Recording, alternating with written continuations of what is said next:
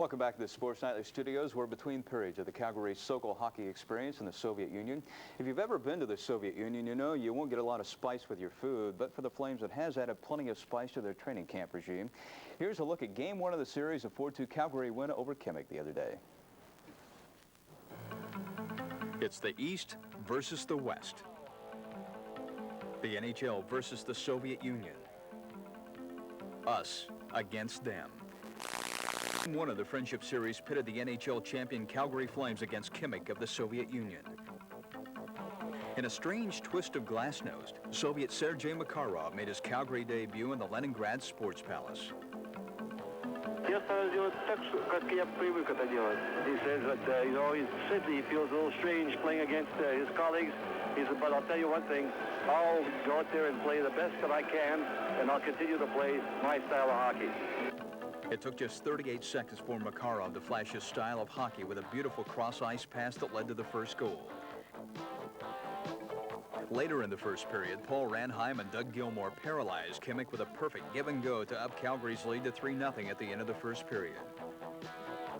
In the second period, Yaskin Vostrikov drilled a shot past Rick Walmsley to pull Kimmich to within 2 goals at 3-1.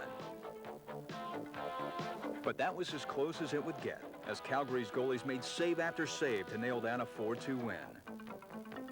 We want to win a few games out here, and it was important to get off to a good start like we did, and we managed to hold them to 2 goals and go on for the victory.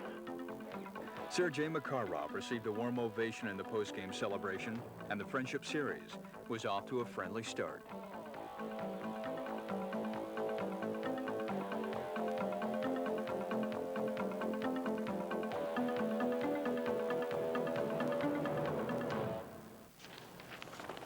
Well, we'll be having an interview with Joey Newendike coming up just momentarily. We'll take a break and have that, plus Herb's analysis coming up next. Stay with us.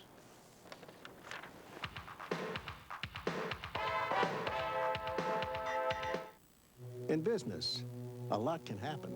If you want to keep up every week, you have a choice. Not Forbes, not Fortune.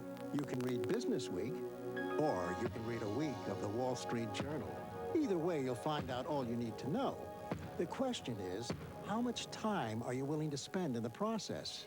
Business Week is designed for busy people. One look at the cover, and you'll know exactly where to turn inside. A quick scan of the contents page, and you'll have all the events of the week that interest you. Business Week does more than inform. It entertains, with stories that are compellingly told in both words and pictures. If you want to keep up with what's going on out there every week, all year long, there's more than one way to go about it.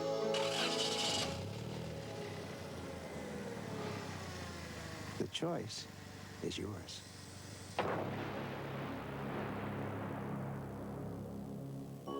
A subscription to Business Week has never been smarter, because if you act right now, you can take advantage of a very attractive offer. 32 issues of Business Week for the low basic rate of only $24.95. That's just 78 cents an issue, a savings of more than 60% off the $2 cover price.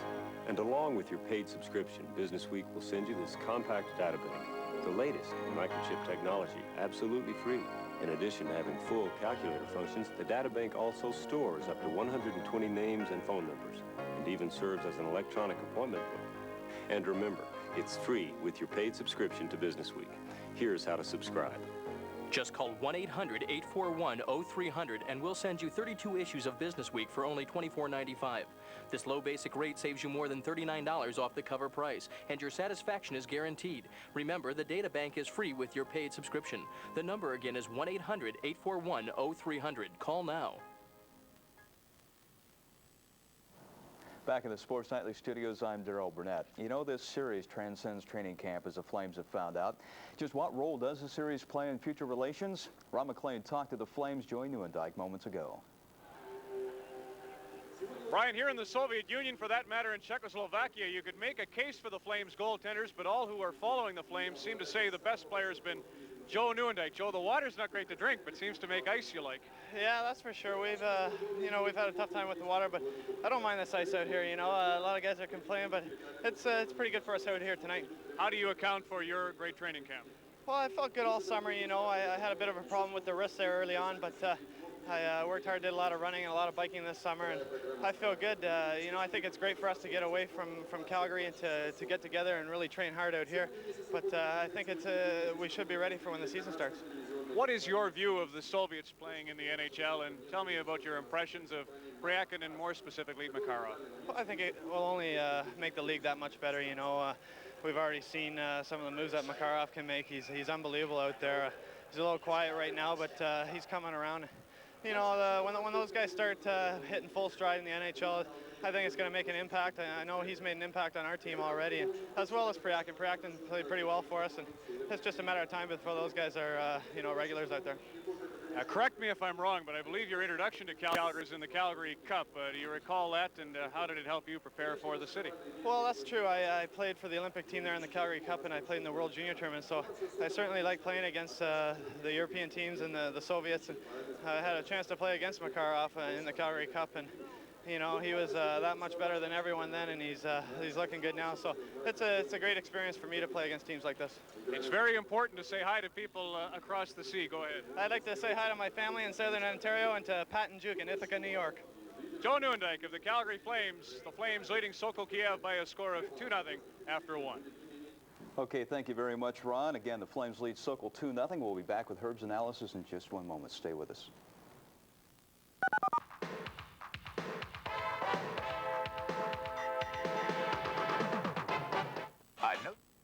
If you're searching for great oldies on the radio, the search ends here. Extra 104, now with 10 great oldies in a row. Well, she was just 17. Extra 104 is the only Washington radio station that gives you great oldies all the time.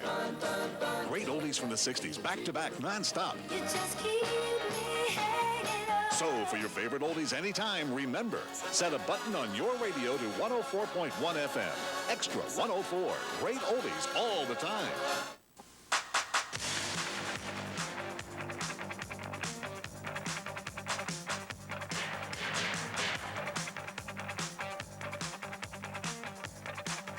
Monday nights at 6:30, tune in to Home Team Sports for the Washington Post Sports Talk, a weekly program featuring Washington Post sports columnists and guests, plus interviews with fans on the street about the hot topics in sports. Every Monday night at 6:30, it's the Washington Post Sports Talk.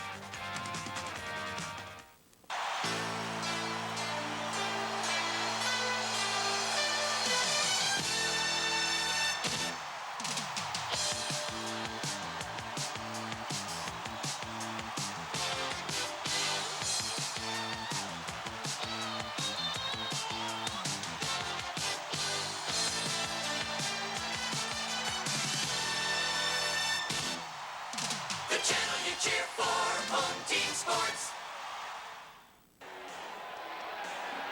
Just that from winning so much that you expect a lot of things to happen.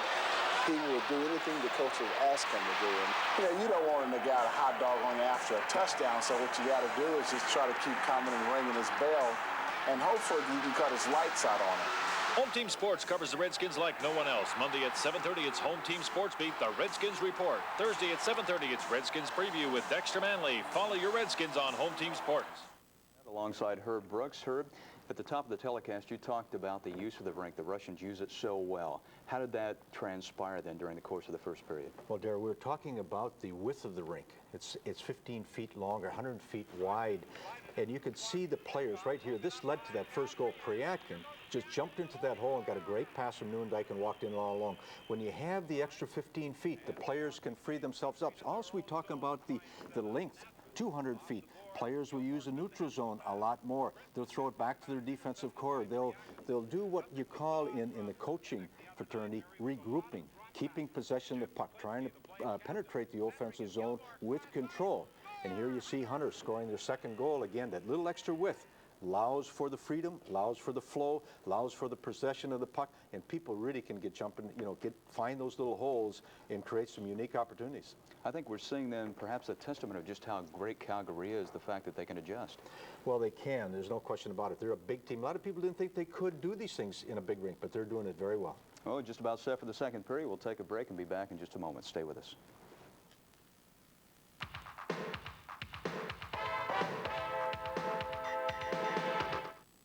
I'm Bob Knoll. My official title is Head of Auto Testing for Consumer Reports magazine, but I really work for you. And there are over 200 people who work for you at Consumer Reports. We test and report on everything from toothpaste to TVs. Right now is a good time to try Consumer Reports because you can get a free trial issue with no strings attached. Here are the details. Call now for your free trial issue of Consumer Reports, the magazine that gives you all the pros and cons of a product, including price. Call for your free trial issue now, then decide. When the bill arrives, pay it and get 11 more issues, 12 in all, including the annual buying guide issue, for just $18. Or write cancel on the bill and owe nothing.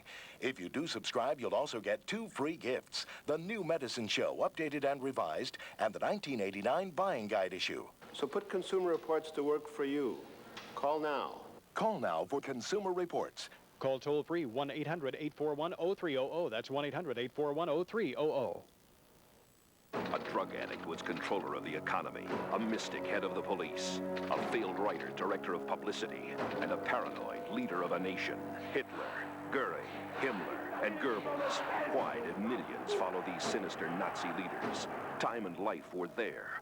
Now you can benefit from their unique perspective in The Third Reich, a new series from Time Life Books.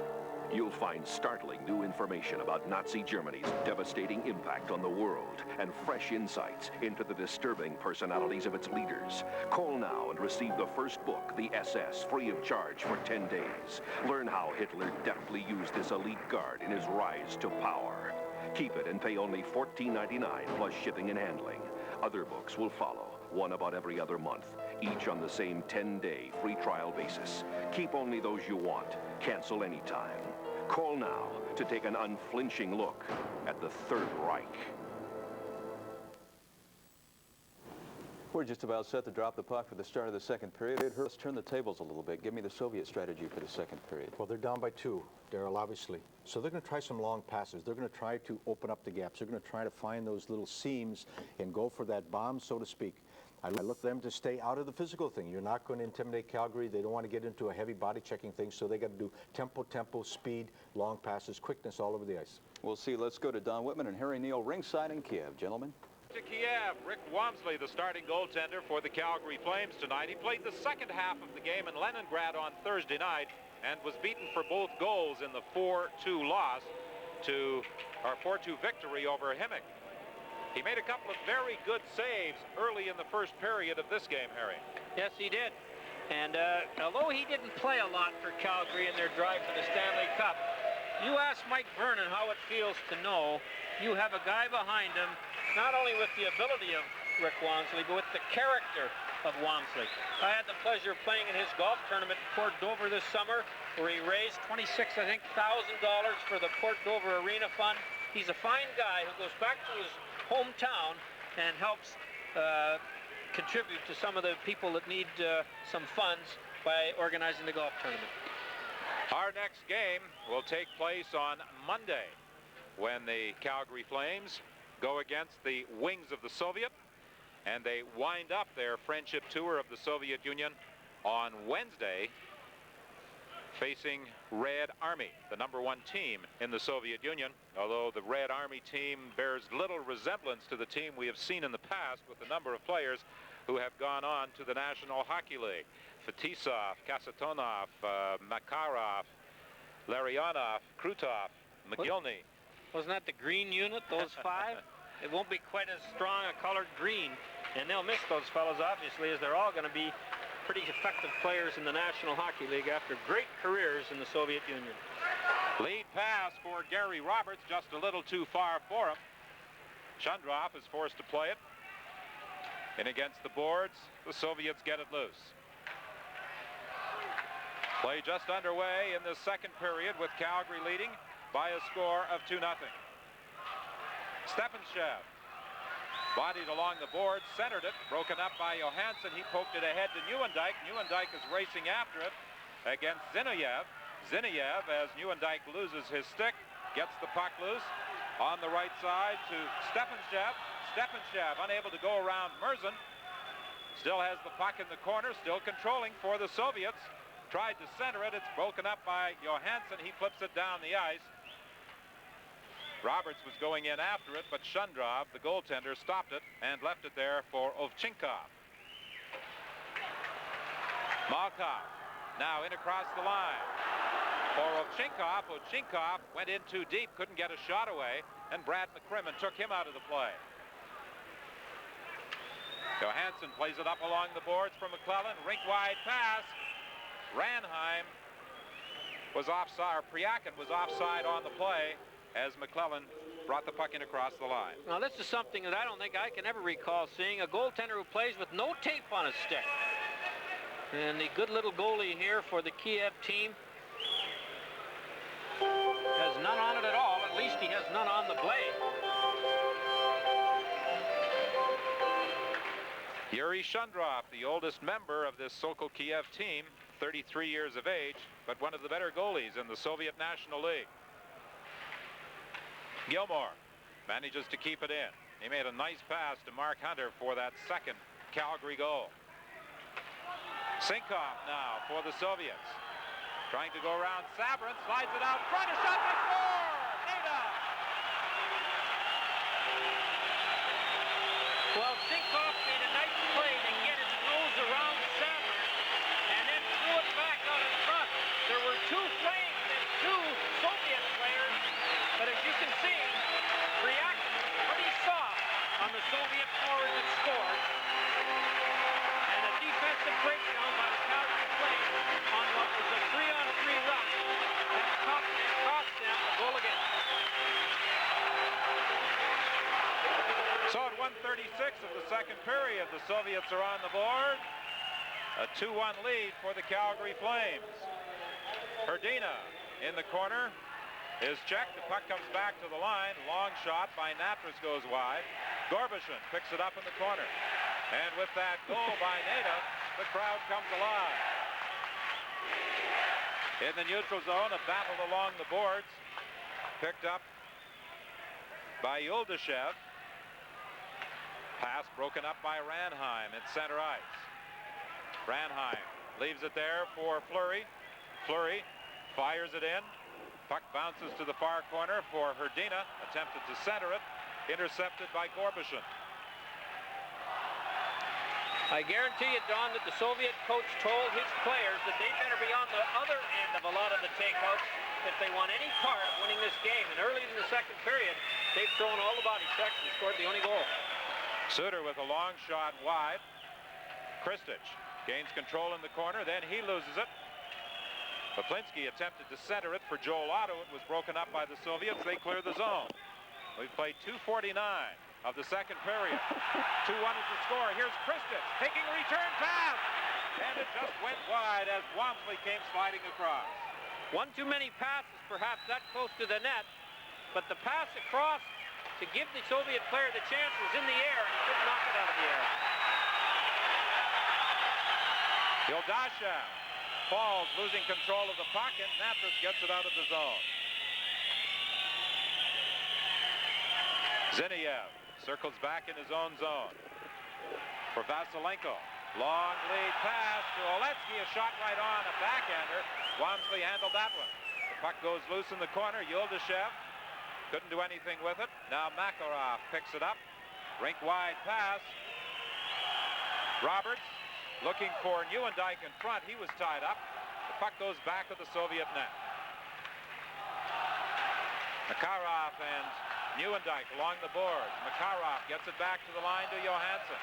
Back to Makarov. He couldn't handle it. It's loose in the corner.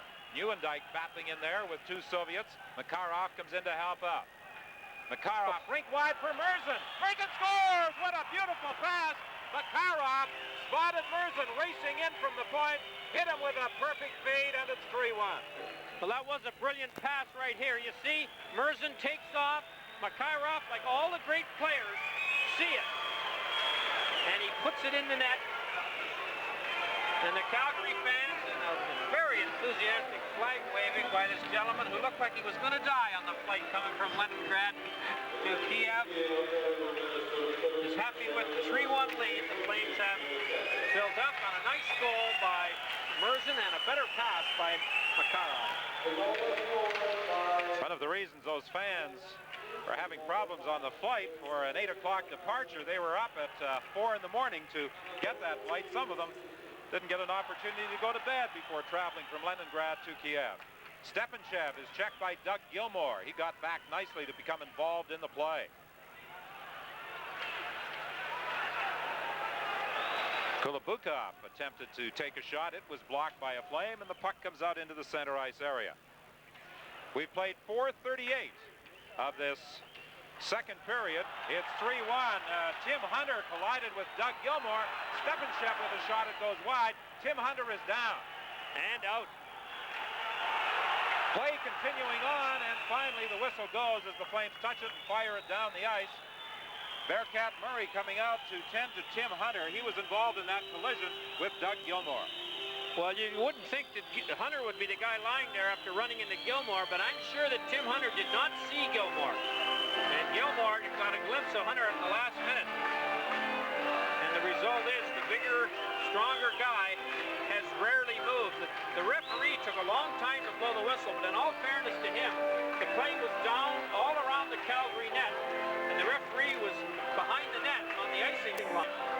It was trying to make sure nothing was going wrong in front, and about 160 feet away, number 19 lay fairly still, but he looks like he's moving. Pretty tough to keep this guy down for long. Tim Hunter, who played his junior hockey with the Seattle Breakers, the first Calgary native to play for the Flames. He's a valuable member of this hockey club in a heavyweight capacity. He looks like he might have been winded more than anything. Not very often you see Hunter struggle to his feet. Tennis Magazine covers everything you want to know about tennis, from instruction to equipment. Why his voice is now a soprano? I think that was the problem. Terry Crisp had moved over to talk to him, and Hunter said, "I'm okay." Of course, on this tour, one of the problems with so many dressed is that they haven't all been getting as much ice time as they would like. Here's a shot fired wide by Priakin. Now Gilmore moving in alone. It hit the post. Dana Merzen attempting to keep it in at the point. It bounces free. And it's Botvinko back of the net, sliding it out front. And McClellan was there to intercept. Gilmore with a great opportunity to make it 4-1, whistling it off the post. Well, he had the goalie beaten up high to the glove side, but he couldn't get it on the right side of the goal post. Botvinko again, long shot, right on the rebound, and that's fired wide. Priakin, who started the scoring for the Flames, moves it out into the center ice area. 5:53 has been played in this second period. Well, the Kiev team are skating much better this period, and look like any jitters they might have had playing the defending Stanley Cup champions are over. Gildashev tried to throw it back to the point. It's intercepted and brought out, but there was a whistle on the play. A penalty coming up. Fleury and Kristich collided, and the sticks went up, and the referee is now over. I don't know whether he saw either one of those players and is assessing the penalty, or whether it was some of the action in front of the net. Terrence Fleury, who can be an awful pest, as we all know, gave us a little demonstration that he hasn't forgotten how to do that over the summer. Well, Fleury and Kristich played against each other in the World Junior Championship 2 years ago, when the tournament was held in Moscow, and Canada won the gold medal. And it is Fleury who will be heading to the penalty box. I think he knew it all the time, Don, but he was going to see if he could intimidate the referee a little bit. And it looks like he gave this guy a little bit of a two-hander to see if the Russian equipment's any good. And as you can see, the trainer, that little Sunday school face of Theron Fleury isn't often the way he acts sometimes when he gets out on the ice. A favorite of his teammates, and an awful enemy of his opponent. There's the magic stuff in Russia. Could be some of that Leningrad water. Nobody will drink it. It might heal bruises. Well, they tell us that the water is fine in Kiev, but not too many have been taking a chance. However, we have found the food to be very good in Kiev. Oh, yes. And there's a little repair job being done on the bench in Kiev. The trainers have been busy in the last 3 minutes. And for some of us, Harry, drinking the water and avoiding the food might be a better idea. Shot from the point, they score! Zinoviev! I don't know whether wrongfully was screened on that at the last minute, because normally he'd have picked that off. But the trouble started when they lost the draw. And there's the shot. And you can see that both the Calgary defenseman, I think it was Knapp, and the Kiev forward went across in front of Wamsley just about the time the puck was arriving. And Rick Wamsley, I think, heard that one go by and did not see it.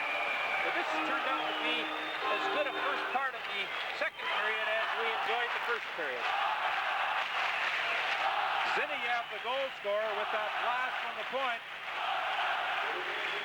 And it's 3-2. A power play goal just 6 seconds into the Fleury penalty. This is an icing call against the Calgary Flames. Well, as you know, 6:29 is the time gone by in the second period. 3-2 is the score. The coach of the Sokol Kiev team, Anatoly Bogdanov, he watched the game between Calgary and Himmick from Leningrad on television the other night. He thought that maybe he would travel to Leningrad to do some scouting firsthand. What did he tell us, Don? He said Himmick lost 4-2.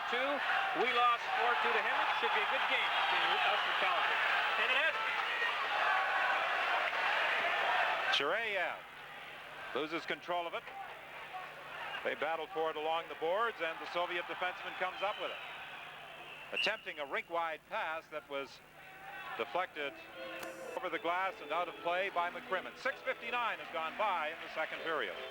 I've been off of them now for, well, in September it'll be 2 years. 3-2, the Calgary Flames lead Sokol Kiev. 7:01, the time elapsed now in this second period. A strange bounce that almost fooled Shundrop. In goal for Sokol Kiev. Gary Suter back at his own line, gives it cross ice to Natras. He returns it to Suter. Suter had difficulty picking it up. To Ranheim, he banks it down the ice, and this will be another icing call against the Calgary Flames. Well, the goaltender there was very fortunate that he was hit by that bouncing puck. You know, the players complained that the ice was a little rough here, and the puck on that bounce shoot-in took a weird hop and nearly caught his veteran goalie by surprise. Back to the line, Ovchinkov lets a shot go up high. Zinoviev comes in deep, tried to center it, goes off the side of the net. Suter battling along the boards with Ovchinkov, and the play is whistled down, and there's going to be a penalty here. Penalty call, this time against Theron Fleury. Well, Fleury knew he had this penalty. He was well over to the penalty box before the referee got there to report it. And the last time he sat there, he got nervous because the Kiev team scored. And the one thing that you can't give the Russians and get away with it forever, although Calgary did on Thursday night against Himmick, is keep giving them that extra man on the ice. They pass the puck very well. And you're asking for trouble taking needless penalties. Calgary played a good, tough first 10 minutes of the first period and didn't run into a penalty. Since then, they've started a little monkey business, and it's starting to cost. Sokol Kiev scored just 6 seconds into the last Fleury penalty. Puck fired down the ice by the Flames.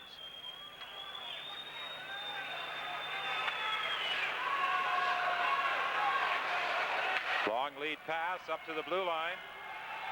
Sinkov stopped by Merzen. Unable to get it out, however. Lubnin keeps it in. Lubnin to Sinkov. Back to Lubnin at the point. Nada. Back to the line. Lubnin. Chireyev. The shot deflected into the corner by Walmsley. Shurayev unable to handle it at the point. It slides down the ice. And Shundrop out of his net to play it around to the other side to Lubnin. 3-2, the Flames lead. 1:08, the time still left in the penalty to Theron Fleury. Into the slot. Yildushev has his shot blocked, and it's flipped down the ice by Gary Roberts. Well, that was a nice passing play, and the Soviet player was able to one-time the puck while he was on the move. And Sabrin made the save, but it might have caused a little trouble for Walmsley. Roberts takes it back into his own zone to kill off some time, giving it to McCrimmon. He flips it ahead into the center ice area, and Joe Nieuwendyk comes up with it. Nieuwendyk to Roberts. Roberts checked there by Stephenchak, and back comes Malkov. Malkov takes the drop pass into the slot area to Yildushev. It bounces away from him, and Gary Roberts fires it down the ice with 24 seconds left in the penalty. Well, Kiev's had two good chances. One stopped by Walmsley and one by Sabrin, the defenseman. Stephenchak plays it around the boards. Ochinkov to Malkov, back to Ochinkov. Over to the other side. It bounces away from Zinayev. And it's picked up by McCrimmon and played around the boards as Fleury comes out of the penalty box. And Fleury runs into Ochinkov as he comes out of the box. Dumped in by McCrimmon. Fleury after it. There's a shot from a bad angle, and that was up high on the shoulder of Shundrop. Fleury gambled a little bit that he might be able to put one over this little goalie's shoulder, or hurt him if he didn't. Those shots from bad angles, the goaltender has a tough time getting out of the way or ducking it. 10-10 is the time gone by. A few words on business and change. The Journal's of Daily. Free Journal. Starting tomorrow, Notre Dame football can be seen on Sports Channel every week. Watch Lou Holtz and his team in defense of their national title when they take on Michigan. Every week, track the Fighting Irish as they take on some of the nation's finest teams. Grab your own 50-yard line seat and capture the Fighting Irish winning tradition when Michigan confronts Notre Dame. Sports Channel presents a special encore presentation of this grueling match beginning at 10 a.m. Eastern, 7 o'clock Pacific, tomorrow morning. Play a man short, which is, of course, not the National League rule. There are some National League players who would like to see the NHL go back to this particular rule. Well, you remember that Edmonton just destroyed teams when they got in this situation with Gretzky, Messier, Coffey, and Anderson. And that's called by many coaches in the league the Edmonton rule. Gilmore attempting to break in. He was tied up by the defenseman Godinuk, and then Godinuk takes him in heavily against the end board after the whistle had gone. A fair time after the whistle is gone. And we're seeing a little bit of the aggressiveness that you talked about before the game, but I think he's going to get a penalty for this. The whistle had gone, the goalie had grabbed it, but the Kiev defenseman, Godinuk, wouldn't stop, and he threw Gilmore into the glass. For that, he's going to get a penalty, and this is exactly why the rule was changed in the National League. This penalty will put the Kiev team 2 men down, and 4 against 3 is a much more dangerous situation than 5 against 4, and that's what it would be if we were in the National League. And this fellow here, number 3, Godiak, gets a penalty, and his team will be 2 men short. And Al McInnes makes his first appearance, I think, of the game, and he'll wind up with that howitzer from the blue line. He already got one on the Soviet part of this tour Thursday night. McInnes unable to keep it in back at the point. He is the 7th defenseman dressed for this game. As Coach Terry Crisp told us prior to the start of the game, he said he was only going to use him on power play situations so that his other defensemen could get more of an opportunity to play. Fleury in control, 4 skaters against 3. McInnes lets it go wide. Fleury the rebound. The goaltender's down. He scores on the second opportunity. He picked it up off the end board, tried to slide it by him, got it back again, and put it into an open net. Well, that's what happens. There were 3 Flames in front of the net, and only 2 Russian defensemen, and Fleury, the extra guy, got the puck and bounced it into the goal. And that penalty was a costly one to the Kiev team, who had been making a bit of a comeback. And Fleury, who always plays better when he gets himself involved. Proved it again by scoring the goal that gives his team a 2-goal lead. Al McInnes draws an assist on the goal by Fleury. The goal comes at 11:01 of the second period, restoring the Flames' 2-goal advantage. Rink-wide pass for Merzen. Dumped into the corner. A goaltending change with Samoilev now in goal for the Soviets.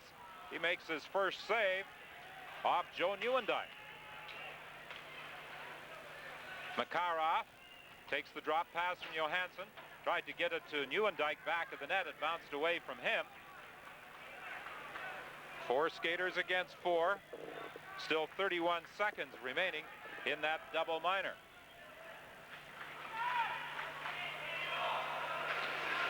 Chakray moves it ahead. Long shot that Kulabukov has deflected high up into the stands. And here's the new Russian goaltender who took over at the 10-minute mark, or just before the 10-minute mark, Samoilev. And he was tested very quickly with a shot that he handled. And in this, what could be classed as an exhibition game, will give him a chance to play. As the old-time goaltender there, Shandrov, played 41 of the 44 games last year. Terry Crisp indicated that he would be using his 2 goaltenders, Rick Wamsley and Steve Gannett, an equal amount in this game, but we have passed the midpoint of the second period, and so far Gannett has remained on the bench. Wamsley, the goaltender. Well, Gannett's got his mask and both his gloves on. Unless he's afraid of one of his buddies shooting one into the bench, he's ready to go on the ice. Maybe Crisp is reading this clock wrong. As you know, they go the other way here. There's Gannett. He's ready to go. The Flames got him for a 6th-round draft pick from Pittsburgh last year, and he finished the season in Salt Lake City. Good glove save on the shot from the point by Wamsley. And here's the stop right here Wamsley makes. And Wamsley's been sharp. As usual for him, he's a pretty fair goaltender and has been on every team he's played with. I thought he did a great job in St. Louis when he was there. And when called upon last year, he was a good, strong goaltender. The icing is waved off as Samoilev had to handle the puck at the side of the net. And he holds it there for a face-off. Not dressed for the Calgary Flames, in addition to goaltender Mike Vernon, Colin Patterson, Jamie McCowan, and Bergqvist. McCowan and Bergqvist have both been bothered by the flu. McCowan didn't even skate this morning, and evidently Bergqvist, this was his first. There's Vernon. He's got some flowers he's taking to the dressing room. The Flame players have their wives here, and he'll present that to his wife, I'm sure, when he gets back to the hotel. Shot fired into the pads of goaltender Wamsley by Oletsky. Picked up by Fleury. Fleury dodges a check in the center ice area for McClellan. McClellan attempted to leave it there for Fleury as he was spun around, but it's knocked down the ice by the Soviets.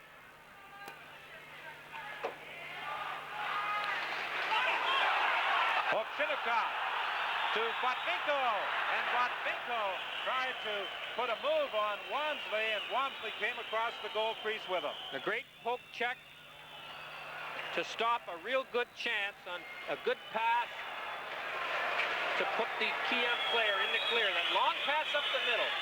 Boy, the Russian teams all over this country know how to do that better than most, if not all, North American teams. Ovchinnikov coming out with Nida. Pass over on the wing for Vasilenko. He couldn't control it. Suter goes after it in the corner for the Calgary Flames. 13:23 is the time we played in the second period here in Kiev in this second match of the Friendship Tour for the Flames. Mark Hunter with a shot right on, and the save is made. Another blast from the point, and that one deflects off a stick and goes up into the crowd as Natras let it go from the point. 13:39 has gone by in the second period. Sports Channel takes you behind the Iron Curtain. The Stanley Cup champion Calgary Flames and playoff MVP Al McGinnis represent the NHL's best. The Patrick Division champion Washington Capitals and Scott Stevens bring the apple pie to the USSR. The NHL is in the Soviet Union for the first time ever, and Sports Channel is your only ticket to the game. Calgary aims to burn the Soviet wings in the superpower face-off. 9 Eastern, 6 Pacific, exclusively on Sports Channel, Monday.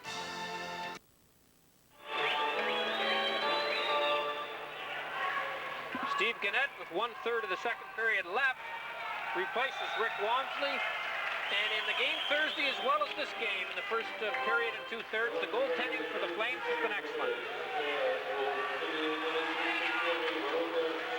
At the blue line, Kristich is hit by Natras. And back come the Flames. Poplinski stopped at the line by Shiryayev. Puck into the slot area for Suter, who was racing in from the point. He was tied up, couldn't get a shot away. The Soviet centering pass, and that goes off the skate of Yuldashev and just went wide. Mark Hunter flips it in. Joel Otto goes into the corner after it. Round the other side to Roberts. Shiryayev gets to the puck first. He gives it to his defensive partner, Lubnin. Lubnin is hit by Roberts. Shiryayev on the right side for Verkanov. Verkanov knocked off the puck, and the Calgary Flames come back. Nieuwendyk weaves his way in across the line, drops it for Makarov. Makarov, a couple of nifty moves. There's the shot, the save by Samoilev. The puck loose in front of the net. And diving out of it and holding it for a face-off is Samoilev, and that's another rule unique to international hockey that we don't see in the National League, as Paul Baxter, the assistant coach, looks on from the bench. Baxter behind the bench tonight along with Terry Crisp. Tom Watt is observing the game from upstairs. And of course, Paul Baxter has taken Doug Reisberg's spot as one of the 2 assistant coaches. Paul did a great job for 2 years in Salt Lake City and has earned a promotion to the National League. And boy, he's a keen, enthusiastic young coach who really thinks that he's found a niche in his post-playing career. He was a nasty guy as a player, I'll tell you that. But he has a great deal of respect from all the players for his coaching capabilities. There's Jamie McCown and Mike Vernon watching the game from behind the Kiev net, leaning on some of the nets they use in practice. Vernon is really enjoying this game, he told me. Stepanishev circling in his own zone. As the Kiev players are coming onto the ice tonight to start the game, I was standing with Mike Vernon, and they were all calling him Mishkin. They think that Vernon, a short guy with blonde hair, reminds them of Mishkin, the good dressing goalie, and Mike Vernon got a real kick out of that. Penalty coming up. McCrimmon, it appears, will be going to the penalty box at 15:15 of the second period. Again, we point out that the time clock in the Soviet Union counts up to 20 minutes rather than down from 20 minutes as we are accustomed to. So it is the time gone by we are giving you rather than the time still to play. Well, that's a double penalty, so the teams will again be shorthanded a man apiece. And now it's critical to try and avoid taking a penalty because you'll put your team down too. And that has already cost the Kiev team a goal. And this is the rule, this is the situation that the rule in the National League avoids, and that is that you are attempting to get somebody to take a bad penalty so you can get into the 4-on-3 situation, which is almost as successful as 5-on-3. Stepanishev coming out for Sokol Kiev, firing it into the Calgary zone. Malkov getting it back to the point to Ovchinnikov. He couldn't get a shot away as the Flames cleared the zone. Golubukov and McCrimmon in the penalty box. Stolen by Pryakin, and Samoilev managed to make the save. Pryakin has it again, back of the net. Getting it loose for Gilmore. Gilmore moves back to the line. He was forced to move outside the line as he was being bothered there by 2 Soviet players. Now he gets the pass to Pryakin, to Johansson. Johansson, the new Swedish player on the roster of the Calgary Flames on a regular basis on this tour. Gilmore to Priakin. He was looking for Johansson. Johansson was turned around, not expecting the pass. Stepanichev for the Soviets. Soviets making a change. He tries to go rink wide. It's intercepted by Fleury. Good anticipation by the Calgary center. Now with some good speed going for the net. Taken in against the boards by Gorbushin. Taken down by the Soviet defenseman as he attempted to go to his backhand. Now Stepanichev comes back for the Soviets. Takes the shot right on. The rebound loose in front of Gannett. And it's cleared to the boards by Natras. Soviets gain control again. Gadinak moving in. A shot right on. Gannett makes the save. And the loose puck is brought back by Ranheim. Ranheim goes rink wide for Fleury. Fleury. And against the boards. Checked there heavily by Gorbushin. Gorbushin and Fleury were involved in an altercation earlier. Fleury's got most of the Kiev players very upset with him. The penalized players back on the ice with 17-19 remaining in the second period. Alipov centering it. McCrimmon grabs it and starts back for Calgary. Too far for Roberts. Lubnin in his own zone leaves it for Alipov. 4-2, the Flames lead. Sokol Kiev, 17:39 is the time gone by in this second period. From Kiev, Calgary will travel to Moscow tomorrow for games against the Soviet Wings and Red Army, and that will wind up their tour. They will fly home on Friday of next week. Gary Roberts, rink-wide pass for Makarov. Makarov drops it back. Suter with a shot. And that one didn't get through as it went off the leg of a Soviet player. Gary Roberts intercepts in across the line. He was just unable to get it to Joel Otto, who was all alone breaking in.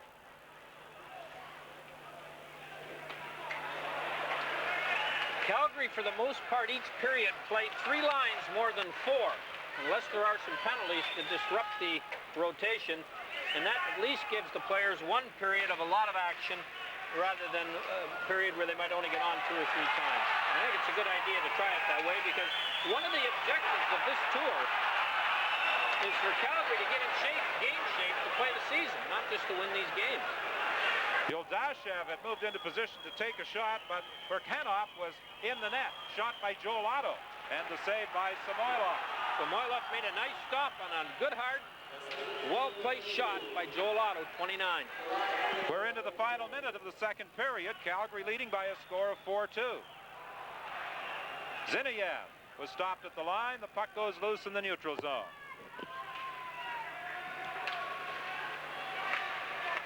Now it's Nada dodging a check.